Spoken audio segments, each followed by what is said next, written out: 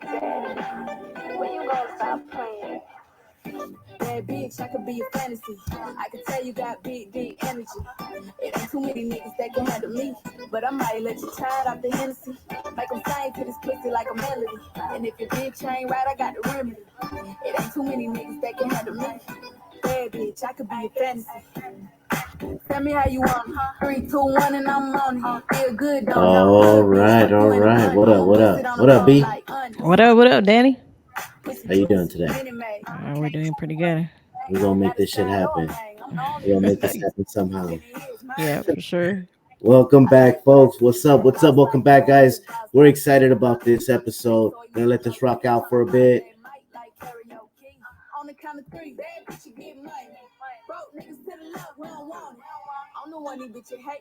Yeah, we don't want those broke niggas. No way. I could be a fantasy. I can tell you got big, deep energy. It ain't too many niggas that can handle me, but I might let you try it off the Hennessy. Make them sing to this pussy like a melody. And if your bitch ain't right, I got the remedy. It ain't too many niggas that can handle me. Bad bitch, I could be a fantasy. All right, welcome back to another episode of Said Connects. This is your host Danny, and I'm here with B. What's up, B? We're back. We're here virtual this time.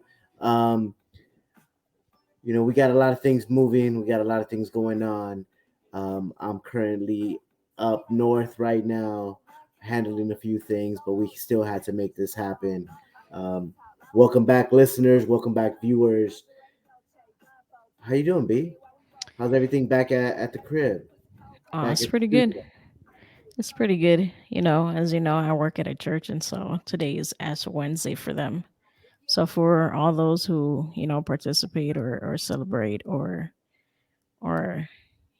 practice their faith like that, it's Ash Wednesday for everybody. And so obviously, guys, you can tell that this is a pre-recorded episode. Yeah. No one was supposed to know, but now they know. Oh, That's how busy the day's been today, man. No, but it's all good. It's all good. Again, thank you guys. Thank you guys for tuning in. We are Said Connects, Cannabis Entrepreneurial Dialogues. Our mission is to create spaces for people of color, brands of color, minorities to elevate their stories, educate and empower our communities. We're excited about the series that we have going on right now.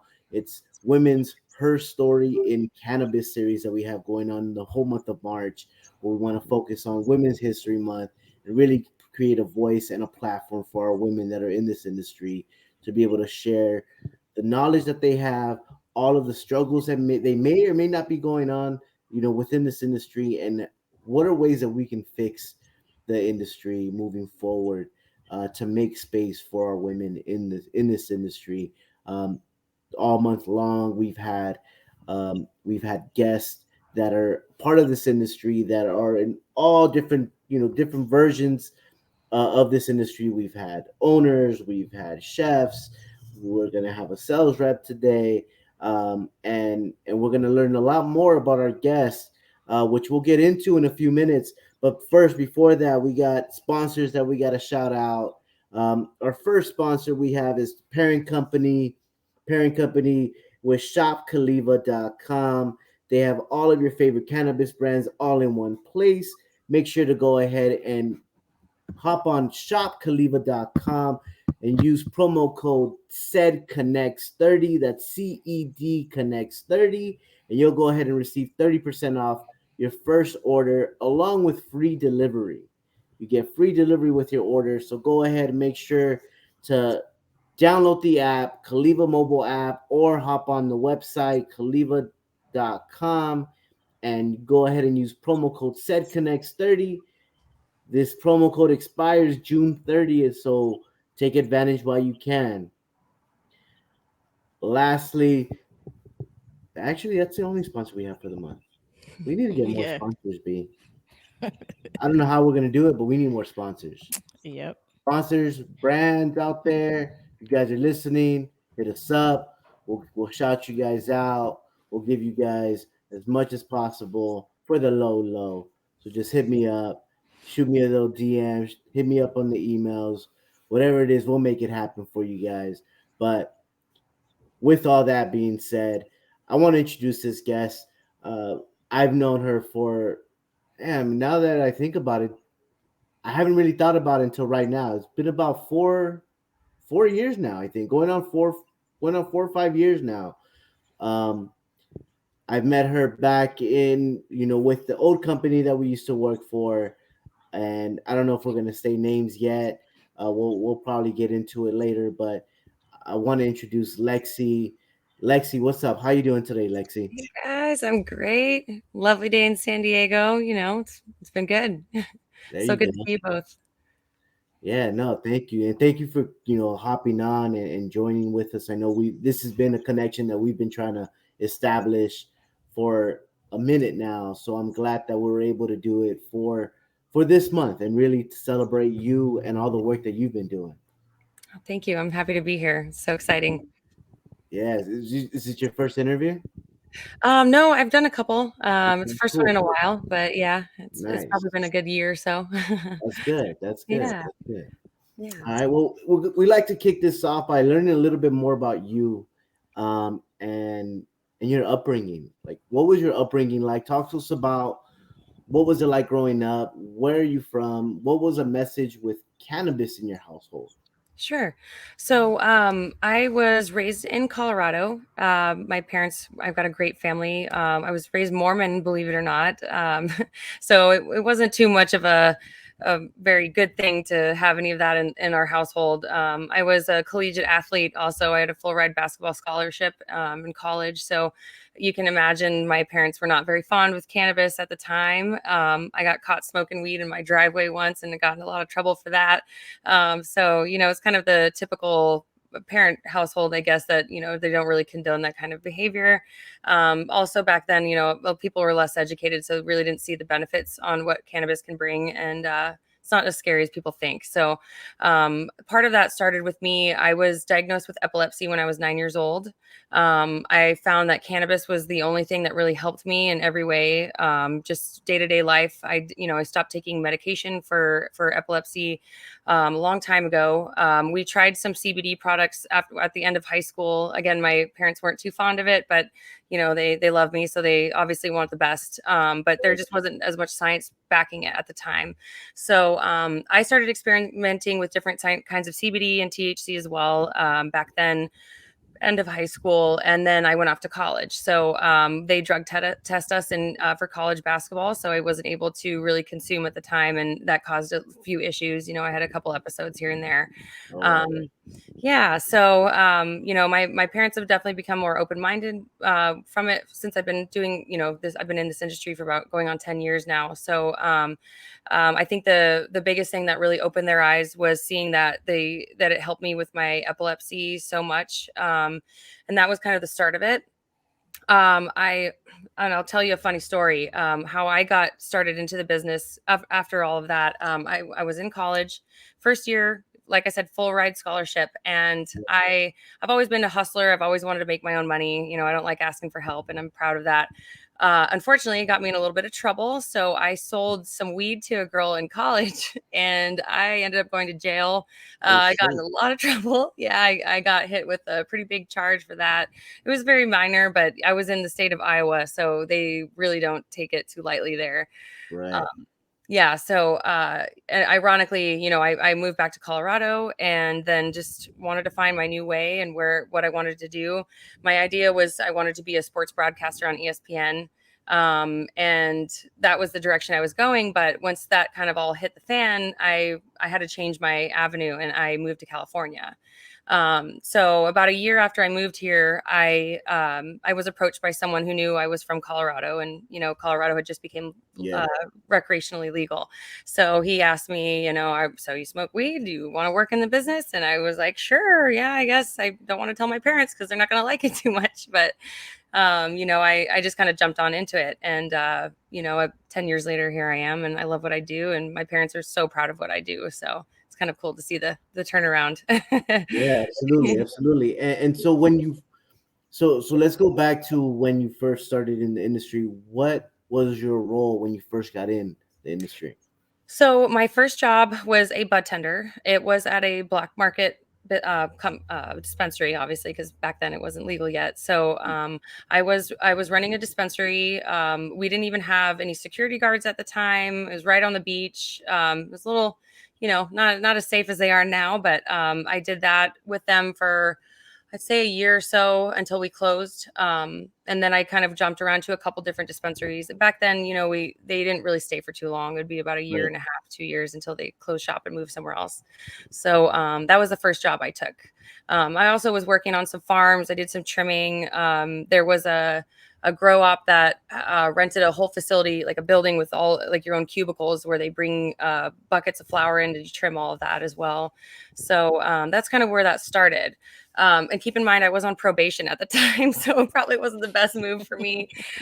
Which, again, if my PO at the time knew all of this, he probably wouldn't be too happy. But that's all in the past now. Yeah.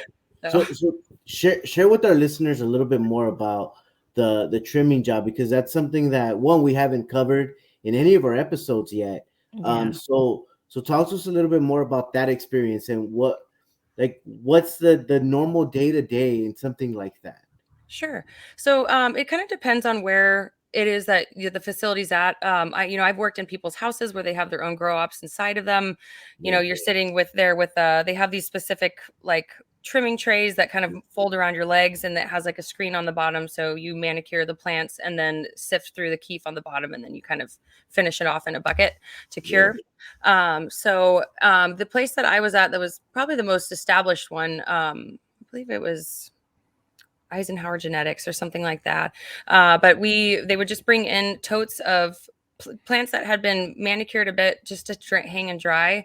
And then they would bring us the buckets with them still attached to the stems. And then they kind of showed us exactly how the proper way to trim the plants are. So you don't touch the buds. You don't want to get a bunch of resin on your hands, just to make sure you're not ruining the flower itself.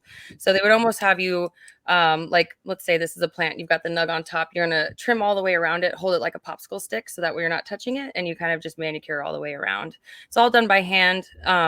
Some people now that have a larger scale operation, they have automatic trimmers where they basically throw it in a cylinder and it kind of spins around and it'll trim it for you. Right. It's definitely on a larger scale. It's not as pretty because you're not doing it by hand, but so there's a few different options there. Nice. Yeah. Now, once you established that, when did you get into a sales side of things? So you're a sales rep now, right? Yes, I'm a senior executive territory manager and soon to be director of sales for Island Cannabis.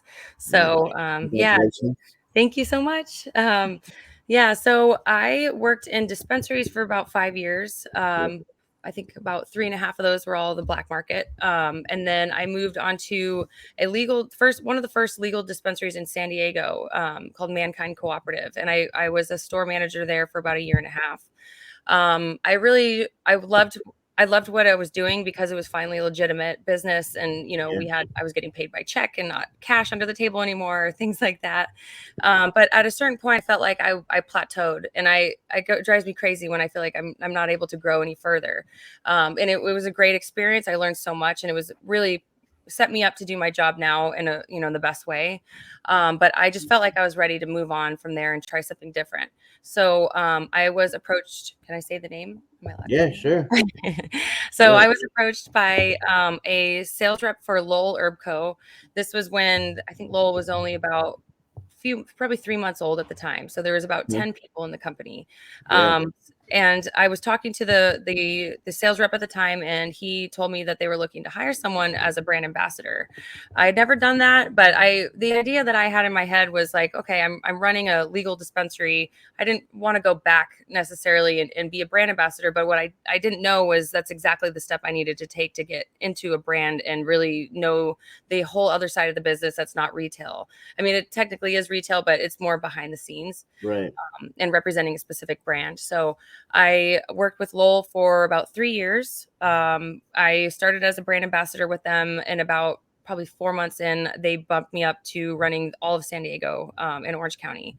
So I did that, and we built just this amazing, beautiful brand that was back when it started, there was no pre-rolls. Like pre-rolls were the thing that nobody wanted because they were the end of the bag. They had all the trim and shake, and you just didn't know what was inside. So nobody was really fond of that. And we had this beautiful package, which was an eighth of pre-rolled joints. And, it was even a harder sell because when you're buying an eighth pre-packaged for $55 and they are not confident they know what's in it, it's a bit of a hard sell. But now pre-rolls are probably one of the largest things that people buy, at most retailers. That's crazy to hear that. That's crazy. Like to think back on like early on, because I've been connecting with a few of the original members of Lowe's recently, and that's one of the biggest stories that I've heard is back when Lowe got started, pre-rolls wasn't a thing. Even going back with the type of flower that's out, now when you're out purchasing, let's say if you're purchasing in bulk, you have what's called smalls, you have the mid, you have standards, but back then smalls wasn't even a thing. Right. And so, and for the listeners and the viewers, it's essentially the size of the bud, as Lexi mentioned earlier, as they're manicuring it and prepping the flower and getting it, you're getting multiple sizes based on the batch, right? And so you're able to then utilize all parts of the plant, and so with that, making those pre-rolls, definitely I can see how it was a hard sell back in the day because it's something new, right? And I think one of the things that attracted me to that company when I first started was that, to me, it seemed like they were catering to the non-cannabis users, right? They wanted to make it something where it can be normalized in a sense, because it looked like the packaging looked like a regular cigarette pack, right? Like you could mistake it for one at the time. Even now, I think, right? They still make it that way. So I think that was one of the things that attracted me to the brand and to all of that. Yeah, I agree. I really like that they're fighting that stigma of what most people think that cannabis users are and what the brands look like. They didn't go for the stoner kind of theme or like anything that really is attractive to that kind of demographic. I think that the best part that we really had was that we set this whole new standard of what nice packaging, good marketing, social media outreach, all of that, which nobody else was doing at the time. So although the pre-rolls were tough, sell at first, I think what really put us above everyone else was that packaging and the wonderful marketing they did, and influencers and all that stuff that was really on our side. Absolutely. Yeah. and so talk to us about what exactly is a brand ambassador. Sure. So a brand ambassador is there's a lot of different jobs depending on the company you work for. Like I basically mold all of my brand ambassadors to hopefully eventually become a junior sales rep and then take my job one day. That's what I hope for all of them. So as a brand ambassador, you go around from shop to shop. Essentially, you would go and represent the company and you sell to customers. So my job is to get all the products into the store, create different marketing agreements, things like that, displays, and then to follow up to the sell through, the brand ambassador's job is to sell to the customers and represent us, educate the bud tenders. We want them to be best friends with all of the bud tenders that they can find, smoke them out, get them, bring them to events and stuff like that. So there are a lot of other busy work things that they need to do. Like, we have Excel sheets that we work on. We have a lot of data that we collect from each shop. But essentially, they sell to the customers and promote the brand. Promote the brand. Nice. And so, as a junior sales rep, or as a role that you have now, what are some of the challenges that you face as a sales rep when you're walking into the shop? And I ask that because lately we've been having some interviews at different shops, and we've been interviewing a few of the buyers, right? And so we've had some input as to what the buyers are looking for. What are some of the challenges that you face going in speaking to these buyers? Sure. Yeah, right now, it's probably the hardest time in cannabis history, at least the time that I've spent. It's definitely very challenging. I think the biggest issue is that it's so oversaturated. There's so many brands out there. There's so, like, usually right before Croptober, there's a huge drought. So every year, everyone runs out of weed. I know you remember that from when we were at Lowell. We just didn't have enough to suffice the demand, which is a good problem to have, but that tended to be an issue every year until this last year. So it seemed that every grower just expanded their size of their facilities and really overproduced everything they have. So now the problem is everybody has too much of it and they're trying to get rid of it in a timely manner so it doesn't dry out, get old, and all that good stuff. So prices are dropping, which is it's very competitive. There's just so much oversaturation, and there's also a lot more shops nowadays. Like there's hundreds of shops opening up every couple months. So there's a lot of opportunity in that sense. But I think the buyers probably just get so flooded with different brands that are all trying to connect with them at one time. So you really just have to figure out a way to make yourself stand out.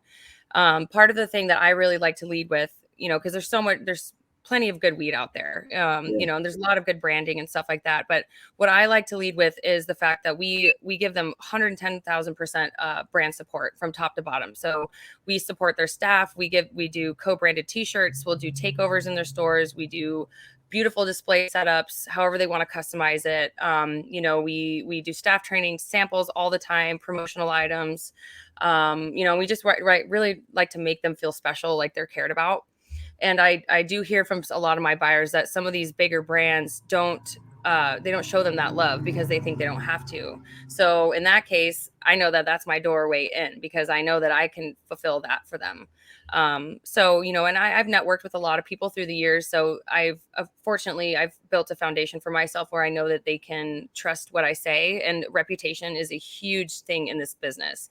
There's not really a college degree that you can get to be a cannabis sales rep or retailer. It's kind of just going with it. But I think that that's something that has really can set you up for the best future. And that is just creating the best reputation you can and following through with what you do, because there's a lot of people that don't, especially in this business. Yeah, no, for sure. And so with that, and it sounds like that's one of the big advantages of maybe working with a big brand, right? That has maybe the capital to be able to do that. Right. What would you say to a smaller brand that is looking to start off, that may not have, obviously the same amount of capital, but what are some tips or tricks that you would take if you were working with a smaller brand? Sure. So I would say, obviously you got to spend money to make money. That's a thing you kind of have to be ready for. But I think that targeting some of those smaller shops, first and foremost, some of those mom and pop stores have, they have a smaller staff that you can make sure you take, every single one of them personally. You're not worrying about a big network like MedMen or Stizzy or some of these bigger accounts that, you have to put a lot of marketing dollars and that kind of thing into. It's a lot harder to get up the chain of command also with those guys. So I think starting with some of those low hanging fruit has been really successful because they don't get a lot of love and attention because maybe they are a smaller shop or just starting. So I've had a lot of success opening some of those stores and really building our company in those places because, it just really stands out to them. So I would definitely say that low hanging fruit is probably your best bet. One of my best tactics that I use when I'm opening a new shop is I call it it's kind of like a secret shopper, I guess you could say. So You mentioned that to me last time, right? yeah, yeah. Because honestly, the thing is nowadays, if you go into a shop and you tell them you're a vendor and you want to, talk to a buyer, they're going to turn you away. They almost never will give you a meeting. They don't even give you the contacts. Sometimes they'll give you a buyer contact, but a lot of times they don't. Or if they do, they give you an email and then you just don't get replies. So you have to be very persistent and not take anything personal. You have to be a shark and just keep that in mind. But I think that the most successful thing I've done is I go into these stores. I'm a paying customer. I don't check in as a vendor. I tell them like, hi, yeah, I'm Lexi. I'm here to just buy some weed, and I go in there and I will buy some product from them. I'll ask them, specifically on what products that I want to sell that to them. I ask the budtenders, oh, okay, so what's your favorite pre-roll and why? What price point do you think sells the most out of all the customers that come in here? What's your favorite? You know, and I kind of pick their brains before they know that I have any say on anything, just so they give me the little bit of leverage to know what I'm bargaining with when it comes to actually talking to a buyer and having all the correct information to be ready for.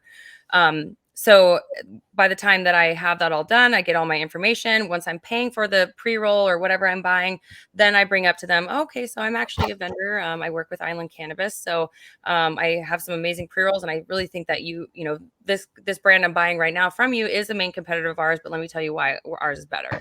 Do you have a buyer contact for me? And I swear it works almost every single time.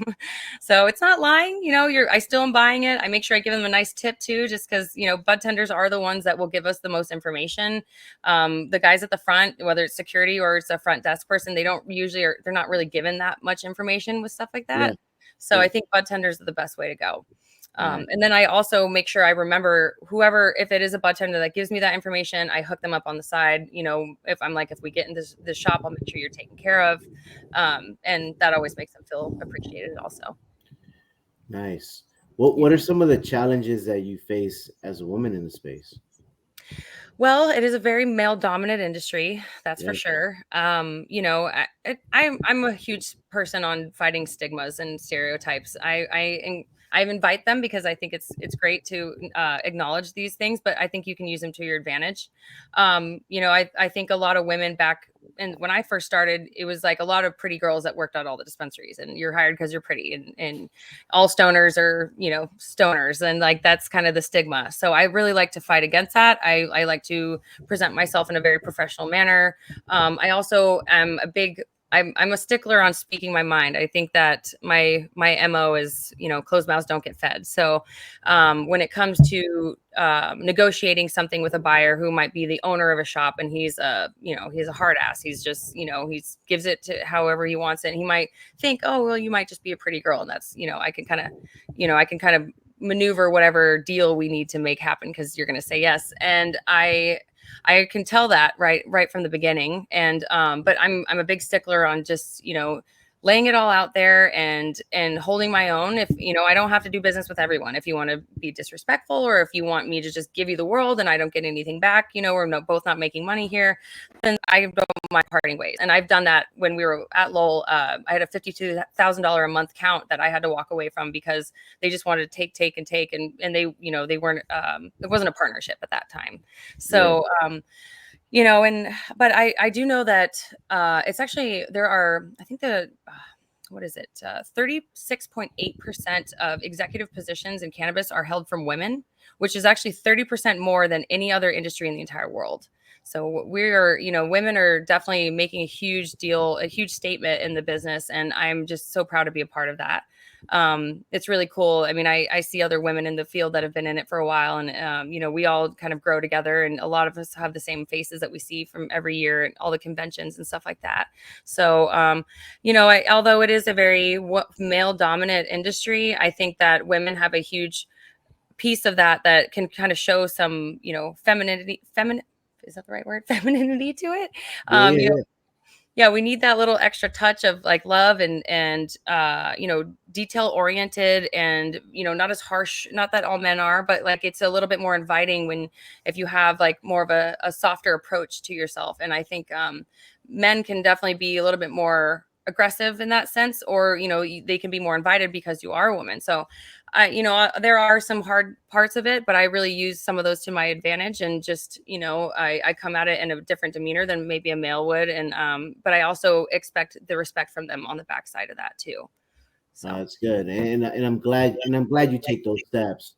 You spoke about different women that are in the space, and women that you do see in and out of the space. Who are some of the names out there that you look up to, that you have established a great relationship with, that should receive some acknowledgement? You know, I think the main one, her name is Lori Holcomb. She is the CEO of Gold Flora. It's a huge brand. They have production, distribution, they have the whole thing. And she raised $10 million with just her friends and family to create this business. And she opened a 28-acre, 620,000 square foot building in Desert Hot Springs, all by herself. She actually I talked to her, met with her. She offered me a job with her. Unfortunately, I had a different one that I went with, but she's just such an amazing person to see, such a huge light, and everybody I know knows who that is. And she has so much respect from everybody. So I look up to her 100%.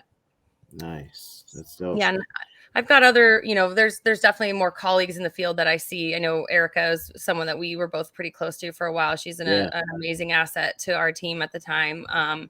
And funny, it's because most of the people I work with now at the company I'm with, we're pretty much all males, but it's okay. I think, a little bit of everything is healthy. So, but I do see a lot of my colleagues in the field pretty often, and the ones that stick with it are the ones that stand out. So yeah, no, for sure. We're gonna switch it up a bit. We're gonna switch gears a little bit. Want to do some flash questions here. Okay. I'm gonna ask you some things. First question that I got for you is, and I ask this question I feel like at every interview, but if you had a chance to go back in time and visit your ancestors, or would you go into the future and visit your great grandchildren? That I would say ancestors. And I say that because I feel like there's so much wisdom to learn from the past. And if you're just looking into the future, then you're going to expect something and you're always going to want, something different. Or, it's like if you knew what day you're going to die, you're going to be thinking about that forever. And like, oh my gosh, I have to do this and I have to do that before I die.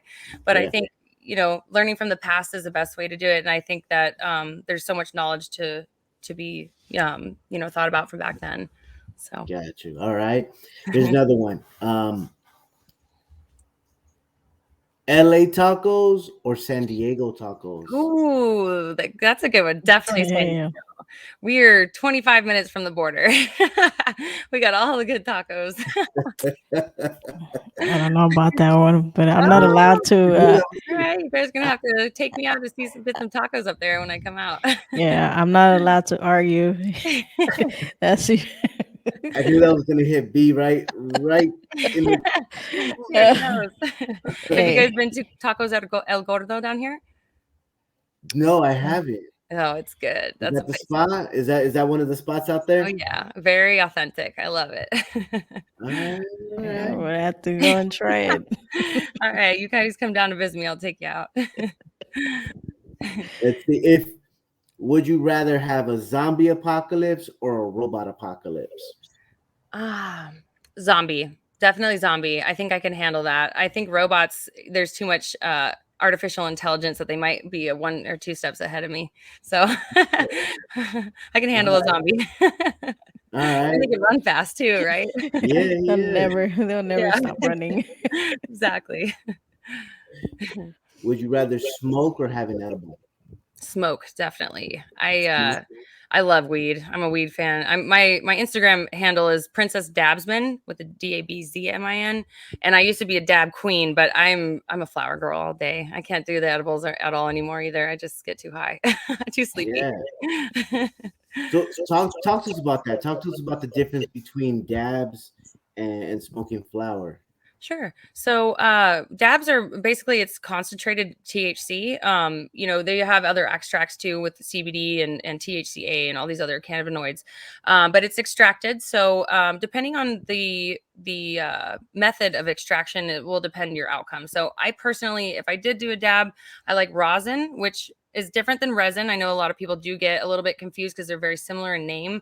Rosin is going to be something that's completely solvent free. So it's going to be, if you kind of picture a vice, it's sort of like that. It's 2 hot plates and they kind of press everything together and it just oozes out all the good stuff. It has that really earthy plant flavor, which I really like that. I don't like the artificial added, terpenes and stuff like that. I do like the natural plant. Whereas other methods of extraction, distillate, live resin, things like that, they do have solvents. They just kind of take them out and then have to add other things into them later on. So, I would say that rosin is probably, in a sense, one of the healthier ways to smoke because you don't have all the carcinogens and all the plant matter that you're inhaling. Although you will notice on any dab rig that there is a lot of residue stuck to the side. So, I don't know if that's really that much of a difference. But, and that does give you a much stronger high from the very beginning. It does last a bit longer, I'd say. It punches you right in the face. You'll really cough. You get the dab sweat sometimes, you're just coughing so much, you're sweating. So, I guess it depends on the kind of high you want. Also, if you don't want something that's too smelly, dabs are probably the way to go. But when it comes to flower, I loved rolling up a joint. I like the whole method of it. I like the high it gives me. It's a little bit more light and subtle. I feel like I am still functional. But with dabs, I just gotta get punched right in the face sometimes. So, and then with edibles, it goes through your liver. Once you're consuming it, it gives you a completely different high. It's more of a body high. Even if I eat a sativa, I can still feel very sedated. And the thing is you kind of have to ride that wave for a good 6 to 8 hours until it's over. So there's really no coming back from it. You got to just kind of ride it out. So what you're saying is that there's ways to get out of it, maybe through smoking versus taking an edible? Yeah. Like if you do get too high, there are ways to kind of reverse those effects. Yes. So I personally think eating and drinking a lot of water, but eating food just kind of helps move everything through that, it kind of can offset. That's why usually I'll smoke, I'll smoke after I eat instead of before, because then my high goes away if I eat after. CBD is also something that can help kind of balance those things out. If you just smoke straight THC or you ingest it, it can help balance those THC levels out a lot. But as far as cannabis goes, you can just sip in a dark corner, breathe. If you're having a hard time, you can kind of just drink some water and just relax, and it should wear off, I'd say, within the hour, or at least, it'll get a little bit easier to deal with. With edibles, though, I've had times where I'll eat an edible and I'll wake up the next day still high, or even longer, just depending on how much I eat. But yeah, it's a much different experience. Do you have to take a quiz to be a sales rep? Because you can obviously tell that you have a lot of knowledge with all these different products, and I'm assuming that as a sales rep, you got to have this knowledge, right, to be able to make your point to sell these products. Is that like a standard? Does it come with time? Talk to me about that process. Sure. So it's definitely it helps. It helps a whole lot. That's why I'm really happy the way that I got into this business, because I felt like all the knowledge I gained from working in those dispensaries really helped me do my job better now. But I think it's just a lot of just experience, honestly. There's really no textbook, written message. When I bring on new people from and just other industries that haven't joined into cannabis yet, I kind of lay out the basic details of what, cannabis is, the benefits of certain cannabinoids, terpenes, all those little details. But I think that all of my employees have been a lot more successful just getting into the field, really seeing, talking to bud tenders, talking to customers. I learned so much off of just that, being in a shop, because you'd have, 700 people in a day that came in, and you connect with each one of them and you hear their different experiences. And that's the great part about cannabis, is that everybody is affected differently, with any product, any milligram, anything like that. It's all depending on the person, which is why it's been harder to track on, and see what's consistent, because it's so different for everybody. But I think just, hearing everybody else's stories. I've had people that, have just wanted to come and get high, and they haven't smoked in 40 years, or they've never smoked weed in their life, and they're 80 years old. I've had people that had stage 4 cancer, and they're not even going to be around any longer, but they're basically just coming in to be able to eat something and enjoy the rest of their days. So, there's all kinds of different ends of the spectrum, but I've learned something from every person that I've met. And then as far as the brand as far as the brand side goes, and just being able to sell, I think being a brand ambassador is a really good first step to be a sales rep, because you're on a whole different side than being a bud tender. Although you're kind of sharing the same space, it's completely different, because you're isolating one specific category of products that you're trying to sell. And so you want to know all the other competitors around you very well, so you know that what you're up against and how you can make yourself stand out more. So I think yeah, just, putting some time in and just getting as much knowledge as you can. I look up a lot of articles. I read a lot. I'm very heavily into a lot of the new legislation things that we have. I've got a lot of friends that are in politics.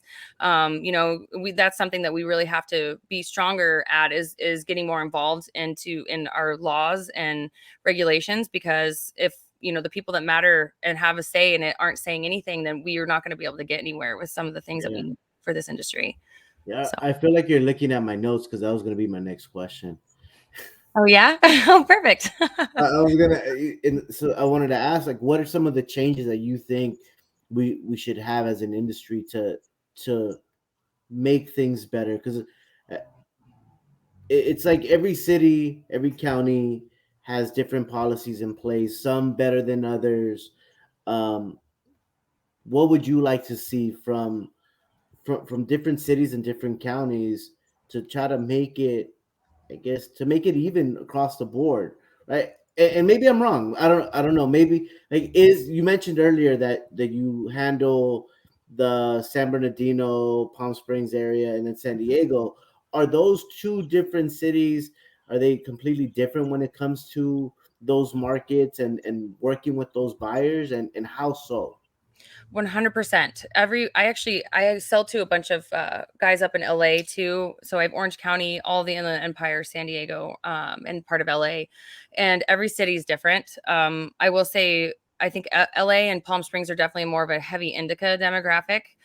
We have a lot older people in tourism in Palm Springs, so pre-rolls are a big thing.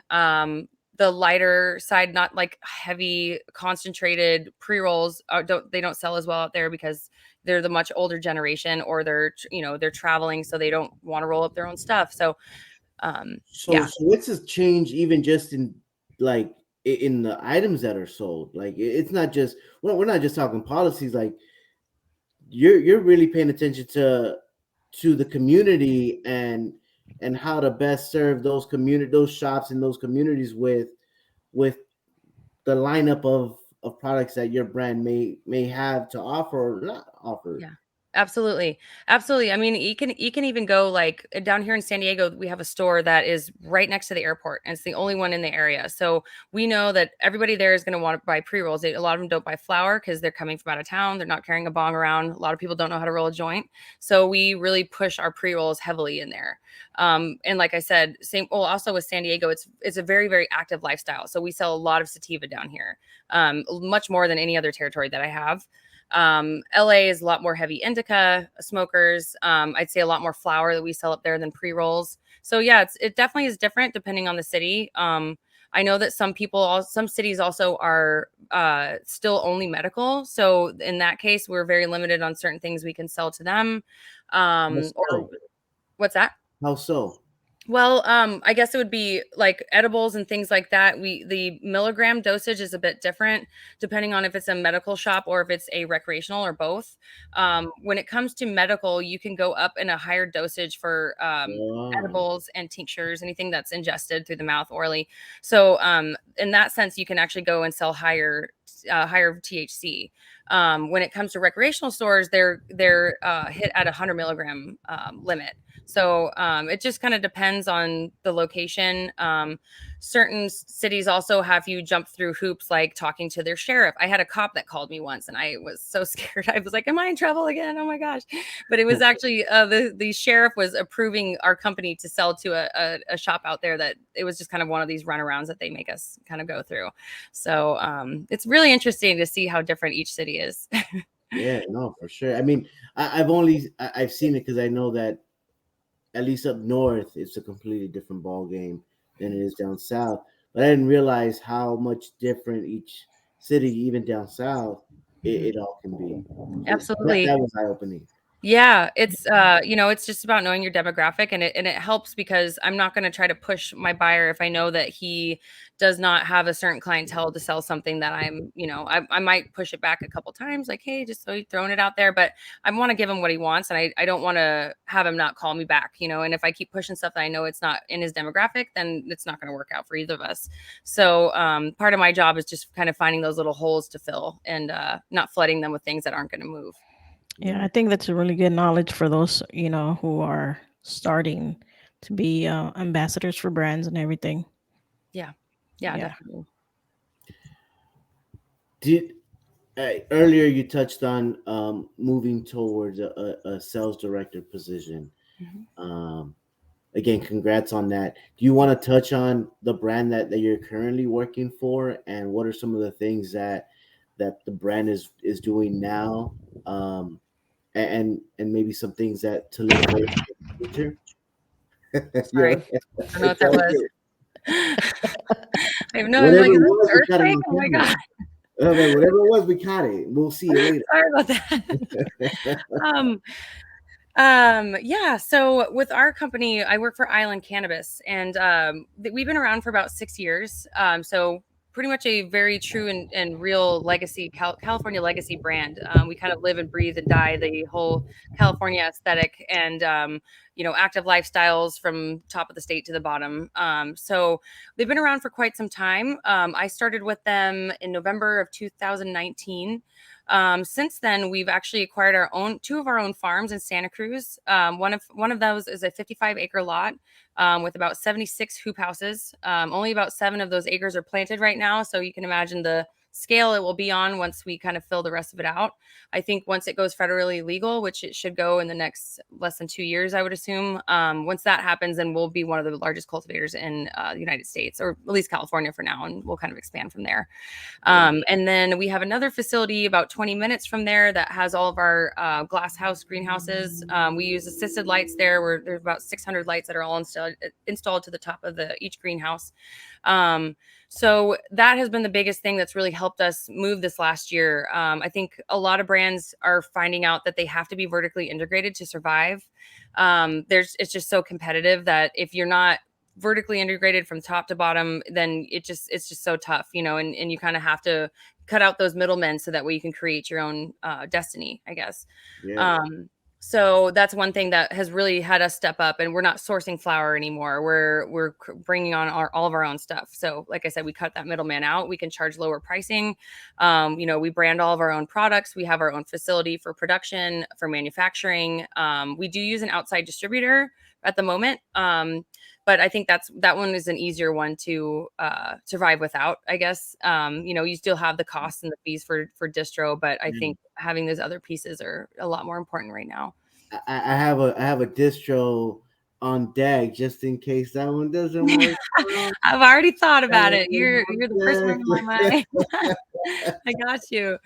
Yeah, there's always issues in any part of the business, but it's great when you can partner with your friends and family and stuff to really create a wonderful future for us. I think it's so many people just get so blinded by greed and they're in their own zone that they don't understand there's enough in this for everybody. We just have to do it together. I would really like to see us create some kind of cannabis union so that way we can kind of have a standard on price points, because that's the biggest issue in the industry right now is pricing is just dropping. And that's because like I said earlier, there's a huge way too much amount of flour in the business right now, and so people are Yeah. dropping the prices, and then that makes everybody keep doing that, and it's a race to the bottom, and then before you know it, nobody's making any money. So Right. we know we're not profitable. So I think a lot of people are kind of choosing the direction like Stizzy, for instance. They're one of my best clients. They have 22 of their own stores, 50 by next year. They sell their own brands. They have their own products in every category. They have their own stores to sell it out of. They have their own distro. They're very well rounded, and it's unfortunate on a brand side that we do well in there, but obviously their main priority is them, and it's a really great business motto. Yeah. So they're doing Yeah. great. Yeah. I've met the buyer for Stizzy. Yeah. He's a Yeah, real cool guy. I yeah, like it. he's a great guy. So yeah, B, what you got for me? Nada? You know what? I'm just listening and I'm thinking about all this, like in the consumer part of it. It's like when you mention that prices are dropping, like what does that mean for a consumer? So it depends, because some stores they'll get the cheaper price point, but they still charge. So sorry. they still get the same price point, but they might charge the same amount that they got before the price dropped. So then they're just capitalizing on those extra margins, which is really, it sucks for us because we sell the same amount either way. So it's really not helping us out in the end. We're just having to sell it cheaper and make less margin ourselves. So, that's unfortunate, but I do have a lot of other stores that are very fair. They drop the prices for the consumers, which I am all for that, but it needs to be with taxes because, if we don't survive to be able to sell that cheap flower to everyone anymore, there's not going to be any more. And then people start monopolizing and then they take over the whole industry. So if we were deducting taxes, it would be more beneficial for the consumer because then we can keep the same prices on our end and then you guys get charged less. I personally know that if I wouldn't be able to have the smoking habit I have now if I didn't work in this industry because it's way too expensive. 37% tax is just outrageous. There's no other business that has that amount of tax.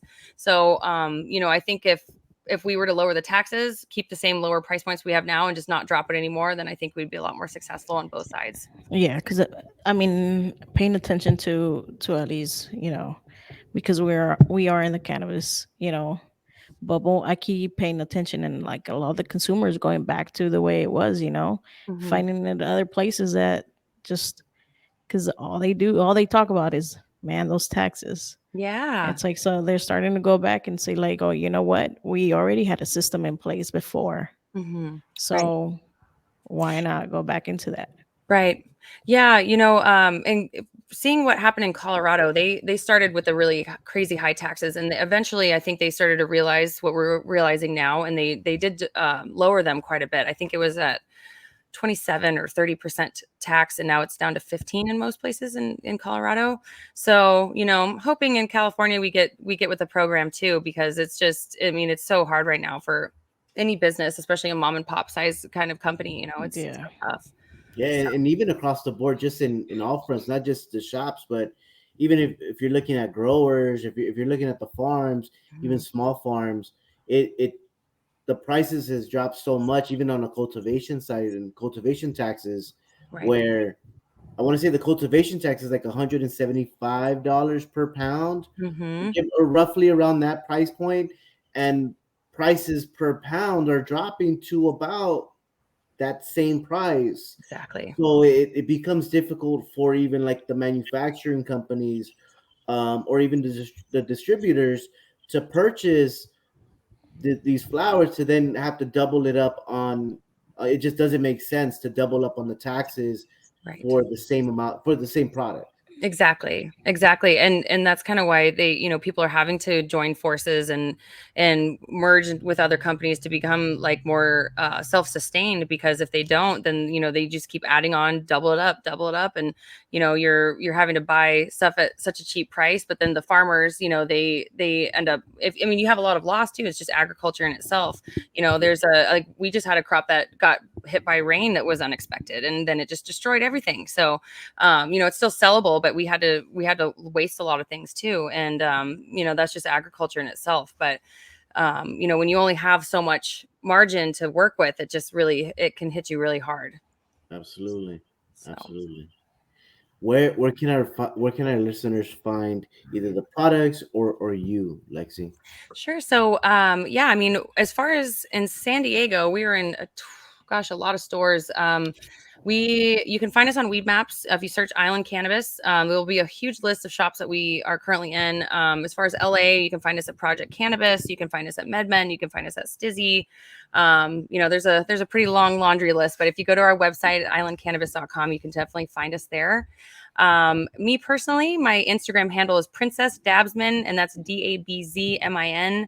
I'm also starting a new podcast Instagram that is _lighting up with Lexi. So you can join me on that also. Yeah. You guys gave me a little inspiration for that. So so what's that going to be about? Like, talk to us about that. That one was when you said you got the mic earlier, I was like, yeah. But now I'm putting it now it's together. All right, talk to me about that podcast. Yeah. So I really want to direct it towards educational cannabis purposes. Obviously, I want to have a lot of fun with it. I want to ask people what's their craziest, cannabis experience, or what's the weirdest thing you've heard while smoking weed? What's the weirdest thing you've smoked out of while you've been high? It's something like that.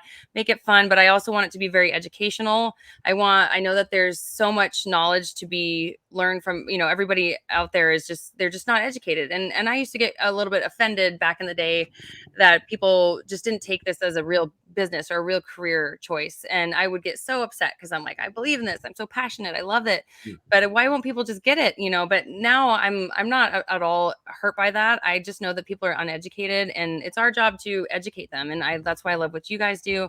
And I want to do the same. So it won't be directly towards women, but I want it to just be on all aspects. I've got quite a few friends in the business, so I want to kind of go in all avenues. And I'm actually going to be going up to one of our farms at the end of this month. So I'm going to interview our grower too while we're up there. So Nice. fun. Yeah. Yeah, we'll hit you. We'll hit you on the back end on little tips and tricks that we've learned along the way. Appreciate that. Maybe we can sponsor one of your shows for you. Let's do it. Let's get Islands to sponsor some stuff. Yes, I'd love that. I actually have a cute little pack of joints if you guys want to check out. This is one of our pre-rolls you can find. We're actually MedBen's #1 pre-roll at the moment. So they're really fun and easy to use. So check them out. These guys are really good. Nice. Yeah. Oh. Well, we want to thank everyone for tuning in. Lexi, I really appreciate you taking some time out of your day to hang out with us and really have the opportunity to showcase your story, showcase the knowledge that you have. Obviously, it sounds like you know a lot of the industry and about what you're talking about. And so I want to appreciate. I want to shout you out, give you your flowers for all the work that you've been doing throughout the years that I've known you. I've always known you to be that hustler, as you mentioned earlier. You've always hustled and fucking pushed to the max, and I've always appreciated that about you and admired that about you. So kudos to you, and again, I want to just give you your flowers for that. Thank you so much. I appreciate that a lot. Yeah, of course. And so for our listeners, again, we'll put all the links on the bio so you guys can find Islands, you guys can find Lexi, maybe we can find that podcast as well. Thank you guys for tuning in to another episode. Again, continue to follow us on Instagram at CED_connects. Make sure to subscribe to our YouTube channel. Subscribe to our Twitch channel. We're gonna be on Twitch too, guys. So check out Twitch. I'm trying to get on every single platform, guys. So so make sure to check that out. Listen to us whenever you get the chance, whenever it is that you're listening to us, whether it's morning, day, night. We're here to be able to provide that information. And again, we appreciate every single one of you that tunes in. And with that being said, we'll check you guys out later. Peace. Peace. See you.